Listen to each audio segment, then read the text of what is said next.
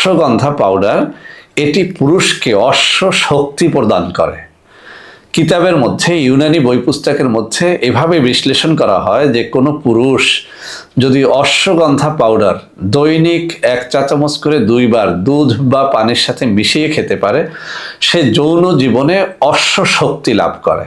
অর্থাৎ একটা অশ্ব, অর্থাৎ একটা ঘোড়া যেভাবে অনেক সময় নিয়ে সহবাস করতে পারে, অশ্বগন্ধা পাউডার যদি কারো খাবার তালিকার মধ্যে থাকে, সে ওইভাবে একটা প্রচণ্ড শক্তি নিয়ে, ঘোড়ার শক্তি নিয়ে, অশ্ব শক্তি নিয়ে সে স্ত্রী সহবাস করতে পারবে, স্ত্রীর কাছে রাজা হয়ে থাকতে পারবে। বন্ধুরা আমার, এই অশ্বগন্ধা পাউডার এটি আপনার বীর্যকে গাঢ় করে, আপনার বীর্যর মধ্যে স্পাম কাউন্ট তৈরি করে, স্পাম মোটিলিটি বাড়িয়ে দেয়। এক কথায় আপনার সন্তান হওয়ার ক্ষেত্রে যদি কোনো বাধা থেকে থাকে, সেটি এই অশ্বগন্ধা পাউডার দূর করে।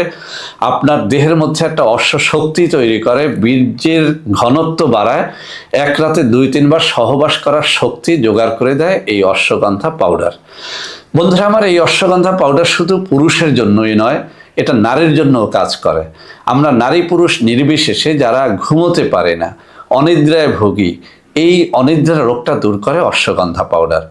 এছাড়াও আমাদের মধ্যে যারা একটু বেটে হয়, নারী কিংবা পুরুষ, বেটত্ব দূর করার জন্য অশ্বগন্ধা পাউডার যদি আপনি দুধে মিশিয়ে সকাল বিকাল 2 বার খান, আপনার বেটত্ব অর্থাৎ আপনার খাটো হওয়া রোগ থেকে আপনি বেঁচে যেতে পারবেন ইনশাআল্লাহ। এই জন্য যারা লম্বা হতে চায়, যেসব মেয়েরা বা ছেলেরা, তাদেরও এই অশ্বগন্ধা পাউডার সেবন করা উচিত। তো বন্ধুরা আমার, আমি খাওয়ার নিয়মটা বলে দিচ্ছি। যারা যৌন রোগের জন্য খাবেন, অশ্বগন্ধা মূল পাউডার আপনি নিজেও জোগাড় করে খেতে পারেন। অশ্বগন্ধা পাউডারটাকে আপনি দৈনিক সকালে এবং রাত্রে 1 চা চামচ পরিমাণে নিয়ে 1 গ্লাস দুধের সাথে মিশিয়ে খাবেন। দুধ জোগাড় করতে না পারলে আপনি এটি পানির সাথে মিশিয়ে খাবেন।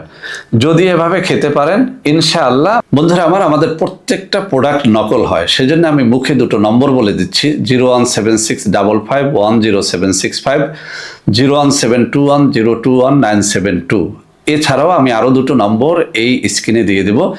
এই সব নম্বরে যোগাযোগ করে সরাসরি ভিডিও কলে কথাবার্তা বলে এই অশ্বগন্ধা পাউডার আপনারা যদি কিনে খান, ইনশাআল্লাহ প্রতারিত হবেন না।